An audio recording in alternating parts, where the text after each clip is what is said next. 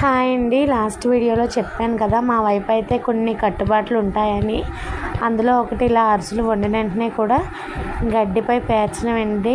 ఎంత గడ్డి దొరకకపోతే ఎంతో వీలు లేకపోతే తప్పించి ఇలా గడ్డి మీద పేర్చకుండా అయితే ఉండరు. ఏంటో అది మా చాన్నాళ్ళ నుండి మాకు వస్తున్న సాంప్రదాయం అండి. మా వైపు అందరూ కూడా అరిసెలు వండిన వెంటనే మేట మీద నుంచి గడ్డి తెచ్చి అయితే ఇల్లంతా పరుచుకుని పేరుస్తారు.